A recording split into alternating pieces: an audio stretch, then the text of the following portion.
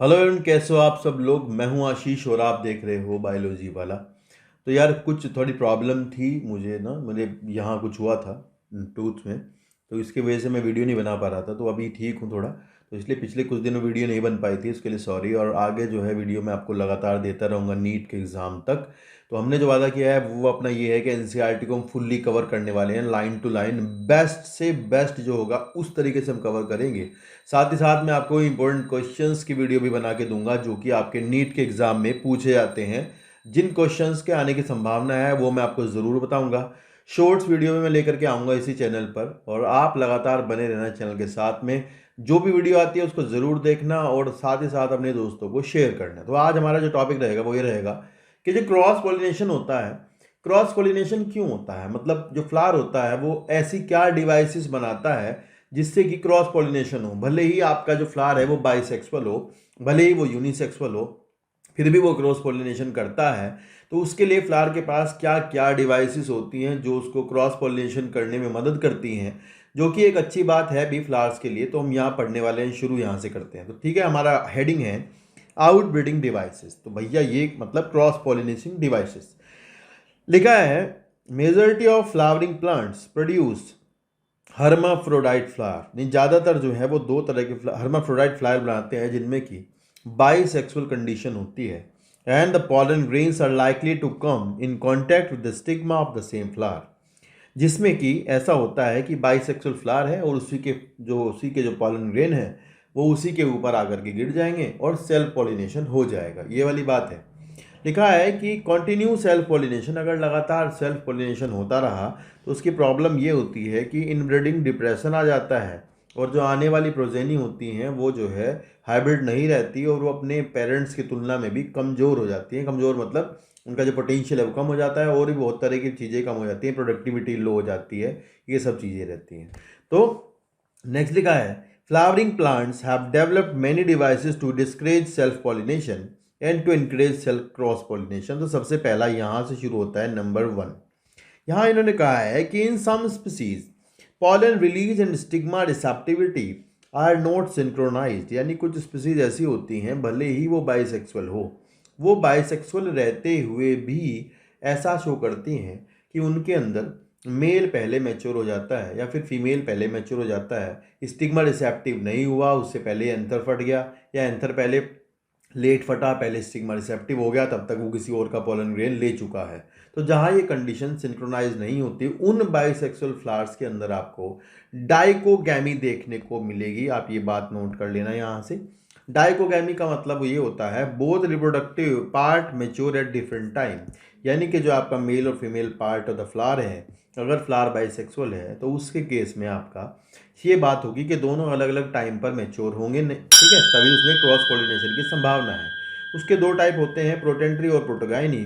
प्रोटेंट्री में होगा ये बाबू के प्रोटेंट्री में एंथर जो है वो पहले डेवलप करता है, प्रोटोगाइनी में स्टिग्मा पहले मैच्योर हो जाता है। ये वाली बात आप ध्यान रखोगे, ठीक है।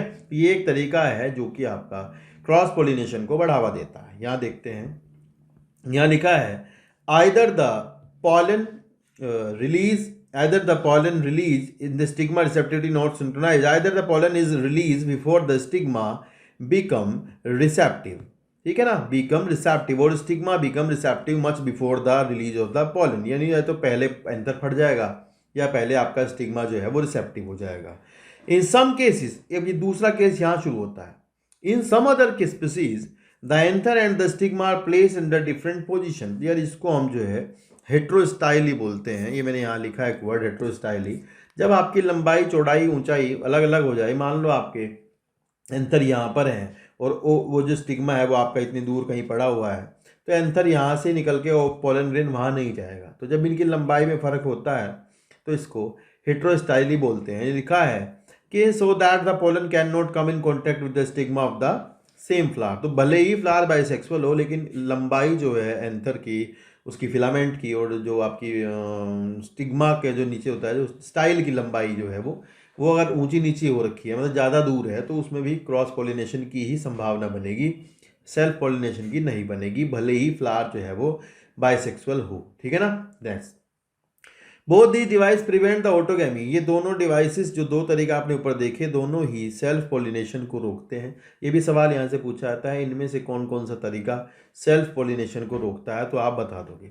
आगे लिखा है the third device to prevent inbreeding is self incompatibility. भैया ये क्या चीज़ होती है? देखो ये एक जेनेटिक बात है। सेल्फ इनकम्पैटिबिलिटी अगर मैं आपको बताऊं, ये एक मल्टीपल एलिलिक कंडीशन होती है। मल्टीपल एलिलिक कंडीशन होती है जिसमें ये होता है कि जो सेल्फ इनकम्पैटिबिलिटी है, ये जीन्स इसके जो हैं वो मल्टीपल एलील रखते हैं, उसके मल्टीपल एलील होते हैं। बात ये है कि जो बाइसेक्सुअल फ्लावर है वो अपने ही पॉलन ग्रेन से पॉलिनेट नहीं होगा, यानी अपने पॉलन को रिसीव नहीं करेगा या फिर उसकी पॉलन ट्यूब बनने नहीं देगा। और ये एक जेनेटिक मैकेनिज्म होता है। इस जेनेटिक मैकेनिज्म में ये होता है, थोड़ा सा मैंने यहाँ समझाने की कोशिश की, एक बार देखना ध्यान से।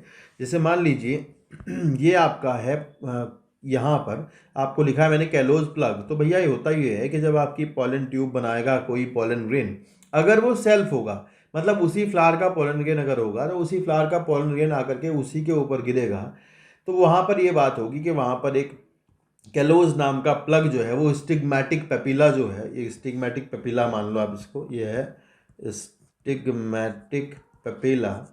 तो यहाँ पर आपके कैलोज प्लग बन जाता है जो कि आपका फर्दर पॉलन ट्यूब के ग्रोथ को रोकता है। ठीक है, ऐसा होता है। जैसे मान लो एक थ्योरी आप समझ लो, इसको ऑपोजिशन एस एलील कॉन्सेप्ट कहते हैं।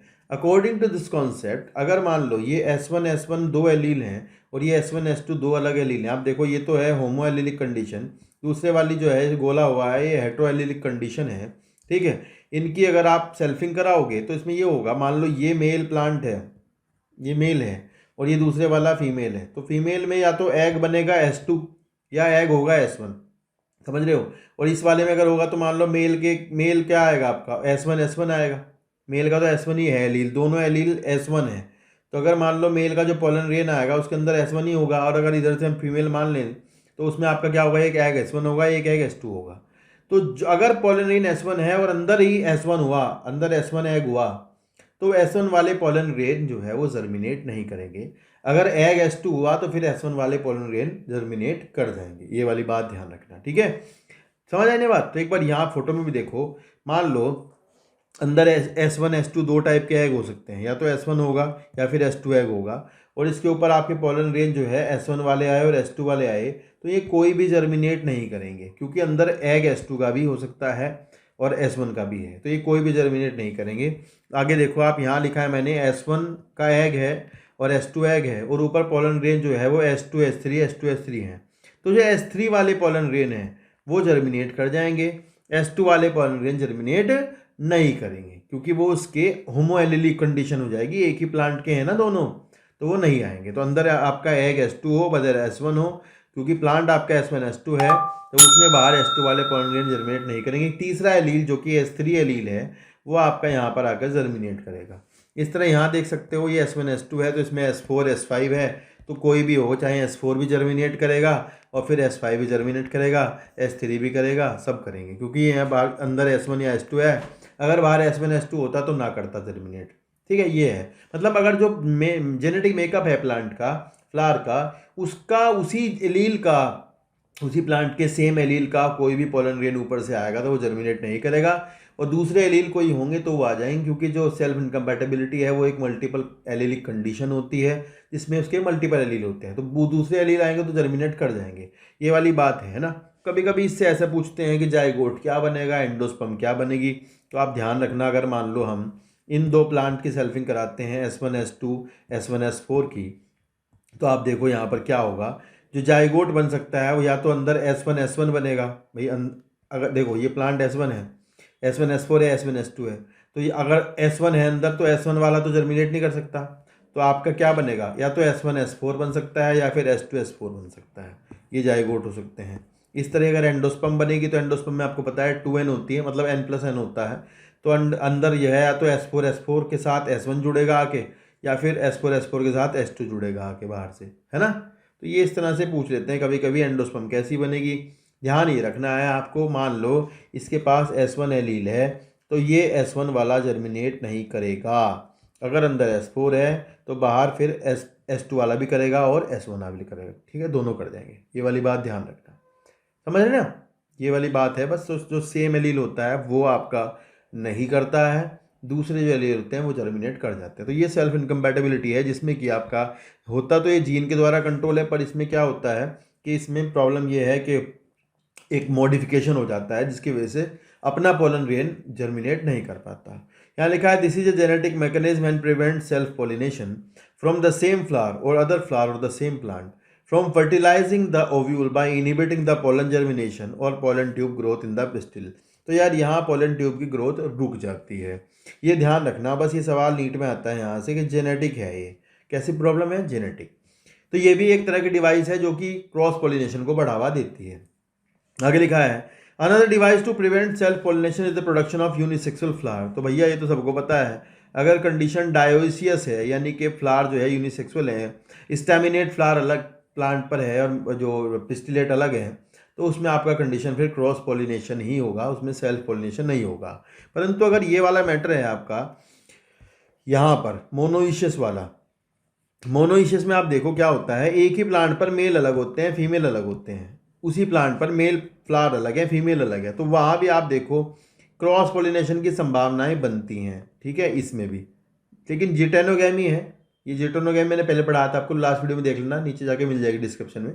ये जिटेनोगैमी होता है, जिटेनोगैमी में भी ये है कि क्रॉस पोलिनेशन की संभावना है, क्योंकि मोनोइशियस प्लांट है, मोनोइशियस है, तो मोनोइशियस में मान लो इधर से भी आ सकता है कोई कभी, ये भी। और जो जिटोनोगैमी होती है उसको भी हम इकोलॉजिकली क्रॉस पोलिनेशन मानते हैं, ये वाली बात भी ध्यान रखना, ठीक है। डाइशियस प्लांट अगर होगा यानी मेल प्लांट अलग है फीमेल अलग है, तो उस केस में आपका यूनिसेक्सुअलिटी होती है, डाइक्लाइनी इसी को कहते हैं। पपाया में, डेट पाम में, इनमें आपको हमेशा ही क्रॉस पोलिनेशन देखने को मिलेगा, क्योंकि प्लांट ही यूनिसेक्सुअल है, ठीक है ना, ये बात ध्यान रखना बाबू, है ना। तो ये भी आपका जो मोनोइशियस वाली कंडीशन होती है, ये भी ऑटोगैमी को तो रोकती है, पर ये जो है जिटोनोगैमी को और क्रॉस पोलिनेशन को नहीं रोक सकती। भाई यहाँ क्रॉस भी हो सकता है और ये तो हो ही रहा है जिटोनोगैमी, तो मोनोइशियस कंडीशन में ध्यान रखना। जैसे कि मेज इसका एग्जाम्पल है, उसमें आप देखोगे मेज में ध्यान रखोगे कि भाई इनमें जो है क्रॉस पोलिनेशन हो सकता है, जिटोनोगैमी हो सकती है ना। यहाँ पे लिखा भी होगा, नीचे पढ़ लेते हैं एक बार। यहाँ लिखा है कि if both male and female flower are present on the same plant such as the castor and maize. तो भैया एक तो सवाल यहाँ मिल गया आपको ये कि कैस्टर और मेज जो है ये आपके मोनोइशियस हैं दोनों, ये सवाल पूछा जाएगा, एग्जाम्पल भी नोट कर लेना। यहाँ लिखा है it prevent autogamy but not geitonogamy, ये ऑटोगैमी को रोकते हैं पर जिटोनोगैमी को नहीं रोक सकते, मोनोइशियस कंडीशन है। In several species such as papaya male female flower present on different plant, like date palm में भी ऐसे ही होता है, that is each plant is either male और फीमेल, डाइशियस कंडीशन है। तो ये जो है ऑटोगैमी को भी रोकता है और जिटोनोगैमी को भी रोकता है, जबकि मोनोइशियस में जिटोनोगैमी नहीं रुकती और ना जीनोगैमी रुकती, ना ही क्रॉस पोलिनेशन रुकता है, ठीक है। एक और डिवाइस है जो आपको किताब में नहीं बताई, ये नोट कर लेना नाम, हर्कोगैमी। अगर मान लो फिजिकल बैरियर है आपका एंड्रोशियम और गाइनीशियम के बीच में, तो उसको कहते हैं हर्कोगैमी। इसका आंसर है गाइनोस्टीजियम डिस्क प्रेजेंट इन गैलेट्रोपिस। ये सवाल पूछ लेते हैं कभी कभी कि गाइनोस्टीजियम डिस्क जो होती है वो क्या शो करती है, आंसर में आएगा हर्कोगैमी। अब there is a physical barrier occur between the androecium and the gynoecium, तो there is no self pollination will occur, only cross pollination will occur. तो ये ध्यान रखना, ये सवाल भी पेपर में आ जाता है। तो ये थी आपकी आउटब्रीडिंग डिवाइसेस। इसके बाद हम देखेंगे पॉलन पिस्टिल इंटरेक्शन। यहाँ हेडिंग है पॉलन पिस्टिल इंटरेक्शन। अब हुआ ये है कि pollination does not guarantee the transfer of the right type pollen. मान लो भाई उसी प्लांट का आया भी है, नहीं आया किसी और का आ गया हो, कुछ पता नहीं ना है तो बात। तो कह रहे हैं भाई right type pollen, compatible pollen of the same species, often pollen of the wrong type either from other species और from the same plant if it is self incompatible also land on the stigma. तो ये कह रहे भाई wrong type pollen भी आगे गिरते ही है, तो ये कैसे पता लगेगा कि हमारा पोलन ग्रेन है जिसको जर्मिनेट करना है या फिर किसी और का है। तो ये कह रहे the pistil has the ability to recognise the pollen whether it is of the right type or the wrong type, incompatible. If it is of the right type, the pistil accept the pollen and promote post pollination event. अगर वो अपनी तरह का है, अपना ही pollen grain है, तो भैया वो आ जाए, उसका स्वागत है, और फिर वो जो है उसके बाद जो चीज़ें होनी है, पोलन ट्यूब का ग्रो करना है, वो सब चालू हो जाएगा, ठीक है। देखो यहाँ लिखा है लीड्स टू फर्टिलाइजेशन, फिर लिखा है if the pollen is the wrong type, अगर पॉलन जो है वो गलत तरीके का है तो होगा ये कि the pistil reject the pollen by preventing the pollen germination on the stigma। तो ये ध्यान से सवाल पढ़ना, पिस्टिल उसको रिजेक्ट कर देता है। The pistil have the ability to reject the non compatible pollen, जो हमारा नहीं है, मतलब उसका नाम का नहीं है।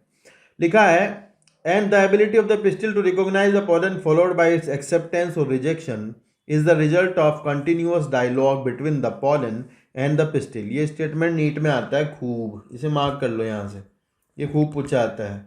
It is a continuous dialogue between the pollen and the pistil that pollen will germinate or not. तो इनकी सरफेस प्रोटीन्स होती हैं, मैं आपको बता दूं, उन सरफेस प्रोटीन्स का काम होता है कि वो सरफेस प्रोटीन्स बताती हैं कि ये कंपैटिबल पोलन है और या फिर ये कंपैटिबल पोलन नहीं है। This dialogue is mediated by chemical component of the pollen interacting with those of the pistil. It is only in the recent year that botanists have been able to identify some of the pollen and pistil component and the interactions leading to the recognition followed by acceptance and rejection। तो ये ध्यान रखना, आजकल इस पर खूब काम चल रहा है, रिसर्च हो रही है। आगे लिखा है mentioned earlier following compatible pollination the pollen grain germinate on the stigma to produce a pollen tube through the one of the germ pore। तो ध्यान रखना, अगर उस पर pollen grain में 3 जर्म पोर हैं तो 3 जर्म पोर से आपके पोलन ट्यूब ग्रो नहीं करेगी, उनमें से किसी एक से जर्मिनेट करेगी, या फिर अगर एक ही जर्म पोर है आपका तो वहीं से जर्मिनेट कर जाएगी पोलन ट्यूब, कोई बड़ी बात नहीं है। अब जर्मिनेट करती है पोलन ट्यूब तो होता ये है कि आपकी पोलन ट्यूब जो है कैसे जो है अंदर जाती है, वो 2 तरह के केस होते हैं। जैसे कि आपको जब पोलन ट्यूब जर्मिनेट करती है तो उसको जो है आपको एक चीज़ चाहिए होती है, नोट कर लो यहाँ से, कैल्शियम चाहिए होता है, बोरोन, आइनोसिटोल, शुगर कॉम्प्लेक्स वगैरह, और ये कीमोट्रॉपिक मूवमेंट होता है, ये वाली बात आप ध्यान रखना।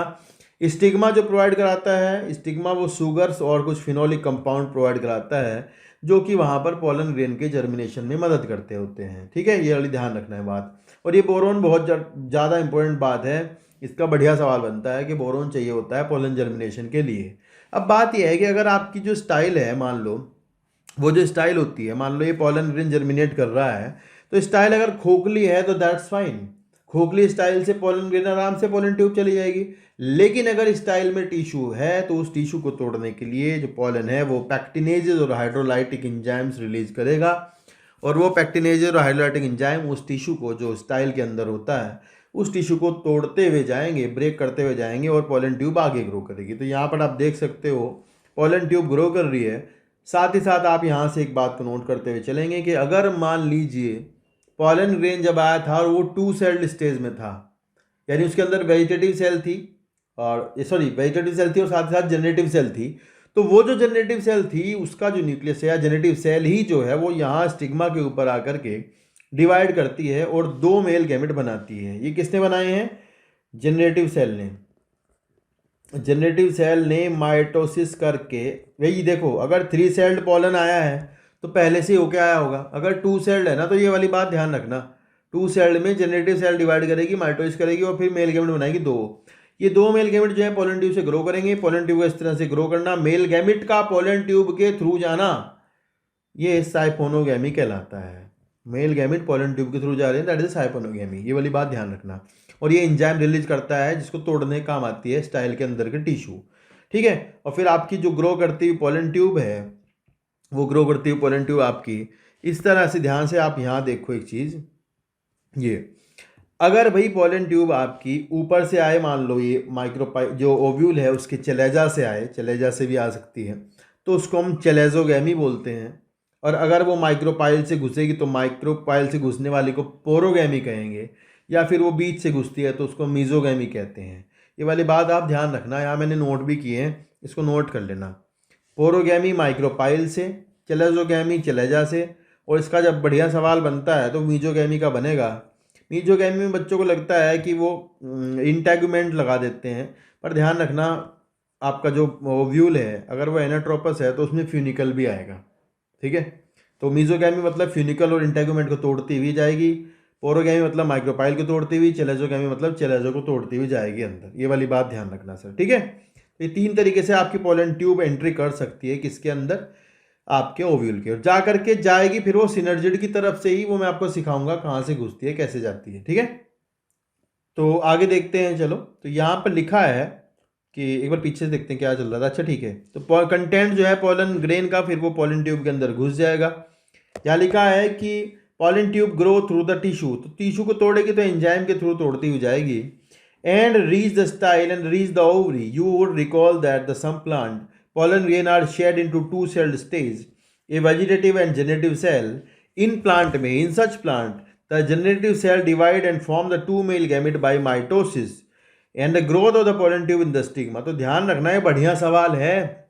जो जेनेटिव सेल है वो पोलन ट्यूब में आकर ही डिवाइड करेगी और माइटोसिस करके दो मेल गैमेट बनाएगी. सवाल बढ़िया बनेगा. पोलन ट्यूब में घुस जाती है जेनेटिव सेल थोड़ी सी और वही मेल गैमेट बनाती है दोनों. फिर लिखा है in plant which shed in 3 स्टेल condition pollen tube carry the 2 male gamete from the beginning. शुरू से ही उसमें 2 मेल गैमेट होंगे. Pollen tube after reaching the ovary enters the ovule through the micropyle, and देखो यहाँ माइक्रोपाइल के through लिखा है. क्या लिखा है? Enter the ovule through the micropyle. तो ये पोरोगैमी की बात हो रही है. चलेजा से भी आती है, चलेजोगैमी जैसे कैजुराइना में आती है. ठीक है. And the enters one of the synergid. अब ध्यान रखना, जो आपकी पोलन, जो आपकी एम्ब्रियो सैक थी उसके अंदर 2 सिनर्जिड और 1 एग था. तो एक सिनर्जिड को तोड़ते हुए, ध्यान रखना, एक सिनर्जिड को तोड़ते हुए घुसेगी कौन? Pollen tube. ठीक है. दूसरी बात है, जो आपका फिलीफॉर्म एपरेटस है, सिनर्जिड का जो एक्सटेंशन होता है वो उसको एंट्री के लिए गाइड करता होता है. तो सिनर्जिड का जो फिलीफॉर्म एपरेटस है जो उसको गाइड कर रहा है एंट्री के लिए, उसको तोड़ती हुई पोलन ट्यूब आपके अंदर घुसेगी. समझ रहे हैं बात को? फिर लिखा भी, एक बार यहाँ देख भी लो फोटो में, यहाँ पे आपको दिखेगा ये फिलीफॉर्म एपरेटस है, इसको तोड़ते हुए जा रही है ना अंदर. समझ रहे हो? सिनर्जिड को तोड़ देगी. अब ये जो मेल गैमेट है दोनों के दोनों, ये जो कंटेंट है मेल गैमेट का, ये मेल गैमेट बाबू आप ध्यान रखोगे जो सिनर्जिड है उसके साइटोप्लाज्म में जाकर गिरेंगे. तो सवाल यह आता है कि मेल गैमेट कहाँ रिलीज होते हैं? टूटी हुई सिनर्जिड के साइटोप्लाज्म में जाकर के रिलीज होंगे. यहाँ आप देख भी सकते हो ऐसे, जैसे ये गया है, तोड़ दिया इसने. तो ये बहुत इंपॉर्टेंट पॉइंट है, इसको नोट कर लेना. Release into the cytoplasm of the synergid. Male gamete कहाँ रिलीज हुए? साइटोप्लाज्म ऑफ द सिनर्जिड में रिलीज होंगे. ये वाली बात ध्यान रखना.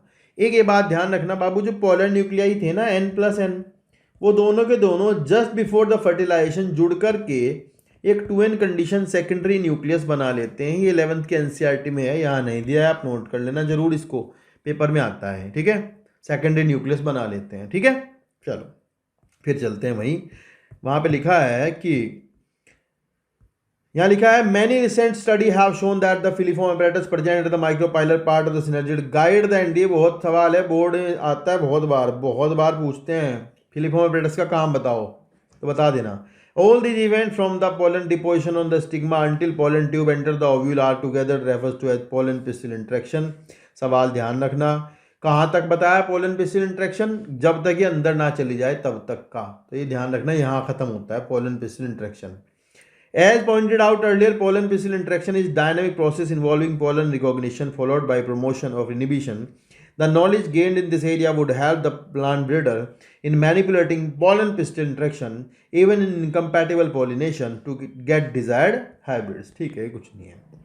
आगे लिखा है You can easily study the pollen germination by dusting some pollen from the flowers such as pea, chickpea, crotalaria, balsam, vinca rosea on a glass slide. So sugar solution, ये सवाल यहाँ से बन सकता है कि 10% का शुगर सॉल्यूशन बना करके और साथ में बोरोन ऐड करके उसको 15 से 30 मिनट तक आप जो है छोड़ दें, तो उसके बाद आप जो है पोलन ग्रेन की जर्मिनेशन देख सकते हैं, बशर्ते आपका पोलन जो है वो जर्मिनेटिंग स्थिति में हो, मतलब वो सही वायबल हो, खराब ना हो गया हो, ऐसा है.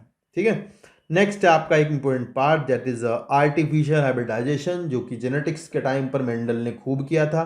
तो देख लो एक बार आर्टिफिशियल हाइब्रिडेशन क्या होता है. तो होता ये है बाबू, अगर कोई बाइसेक्सुअल फ्लावर है, बाइसेक्सुअल फ्लावर को आप फीमेल में कन्वर्ट करना चाहते हैं और अपनी इच्छा से उसके ऊपर पोलन ग्रेन डालना चाहते हैं, तो सीधी बात है वो आर्टिफिशियल हाइब्रिडाइजेशन होगा. इसमें मुख्य कार्य जो है वो ये है कि सबसे पहले जिस फ्लावर को आप फीमेल कंसिडर करना चाहते हैं उसको आप एंथर रिमूव कर दिए जाएं जब वो इमेच्योर हो, और इसको इमैस्कुलेशन कहते हैं. सबसे पहले आपको एंथर रिमूवल करना है. एंथर रिमूवल के बाद वो इमैस्कुलेशन कहलाएगा. इसके बाद आप आगे की चीज़ें करेंगे. सबसे पहले आप एंथर काट दो, उसके बाद उसके ऊपर बटर पेपर का कवर कर दो. जब वो मैच्योर हो जाए, अंदर एग बन जाए, उसके बाद अपनी इच्छा के पोलन ग्रेन लाओ, डस्टिंग करो, फिर से बैग करो, रीबैगिंग करो और छोड़ दो. तो यही हमें करते हैं इस प्रोसेस में. एक बार आपको लाइन से याद करना है कि किसके बाद क्या करना होता है. या लिखा है as you shall learn in the chapter of the plant breeding. And upbreeding is interested in cross different species and often genera combine desirable character to produce the commercially superior varieties. Artificial hybridization is one of the major approach to crop improvement program. In such crossing, experiment is important to make sure that only the desired pollen grain are used for pollination and the stigma is protected from the contamination for unwanted pollen. मतलब आप stigma को पहले से ढक के रखें और फिर आप अपनी इच्छा के पोलन ग्रेन ला के डाल दें जो भी आपको डालने हो। ठीक है, तो इसके लिए हम इमैस्कुलेशन करते हैं और बैगिंग करते हैं। लिखा है if the female parent bear bisexual flower, अगर कहीं बाइसेक्सुअल फ्लावर हैं तो removal of anther from the flower और बड। आप ये बात ध्यान रखना, जब आपकी बड होगी तभी आप एंथर हटा दोगे, मैच्योर होकर नहीं हटाओगे। तो फ्लोरल बड से आप हटा दोगे anther dehisces using a part of the forceps necessarily and this step is called as emasculation. Emasculation flowers have to be covered with this bag of suitable size generally made up of। सवाल यहाँ से बनेगा कि bag किसका बना होता है, आप बताओगे बटर पेपर का होता है। To prevent the contaminating pollen, ठीक है, तो ये ध्यान रखना अनवांटेड पॉलन ना है तो आप तुरंत ही काटते ही पॉलन ग्रेन कह रहा हूँ एंथर काटने के बाद बैगिंग कर दो। उसके बाद आप जब मेच्योरिटी आएगी तो बैग हटाओ और बैग हटाने के बाद उस पर आप अपने हिसाब से जो पॉलन ग्रेन होंगे तो जब वो मैच्योर हो जाए, रिसेप्टिविटी आ जाए स्टिग्मा के अंदर, तो आप उन्हें हटा करके अपनी इच्छा के पॉलन ग्रेन ला करके उसके ऊपर डस्टिंग करोगे। डस्टिंग के बाद आप उसको दोबारा से रीबैक करोगे और जब तक फ्रूट डेवलप ना हो जाए तब तक वेट करोगे। अगर आपका यूनिसेक्सुअल फ्लावर है तो भैया वहाँ यूनिसेक्सुअल में इमैस्कुलेशन की आवश्यकता ही नहीं है ना। यूनिसेक्सुअल में क्या जरूरत है इमैस्कुलेशन की, कोई चक्कर नहीं है, वहाँ छोड़ दो ऐसे ही। The female flower buds are back before the flower open when the stigma become receptive. Pollination is carried out using the desired pollen and the floral rebag. तो यहाँ केवल हमें बैगिंग करनी है, इमैस्कुलेशन नहीं करना है। ठीक है, ये है आपका आर्टिफिशियल हाइब्रिडाइजेशन। इसमें से इमैस्कुलेशन का सवाल खूब आता है, कई बार पूछा गया है। Removal of anther is called as the emasculation. ठीक है, तो आज इस वीडियो में यहीं तक रखेंगे। नेक्स्ट वीडियो में चैप्टर खत्म कर दिया जाएगा, चाहे वीडियो थोड़ी बड़ी हो जाएगी। साथ ही साथ आपको 11th क्लास की वीडियो भी लगातार मिलते रहेंगे। डिस्क्रिप्शंस में जाकर के आपको लिंक मिलेंगे दूसरी वीडियोस के और प्लेलिस्ट का लिंक भी वहाँ मिल जाएगा। वहाँ पर जाकर के आपको 11th की बायोलॉजी की वीडियो भी मिल जाएंगी। अगर आपने नहीं देखी तो बाद में जो एंड स्क्रीन अभी आपके सामने आएगी, इस एंड स्क्रीन पर आपको अगली वीडियो का लिंक मिलेगा। कंटिन्यू रहेंगी वीडियोज़ और अपने दोस्तों को जरूर शेयर कर देना यार, क्योंकि ये बहुत काम की चीज़ है, आपको कहीं नहीं मिलेगी। ठीक है, मिलते हैं नेक्स्ट वीडियो में। टेक केयर, बाय बाय, तब तक के लिए।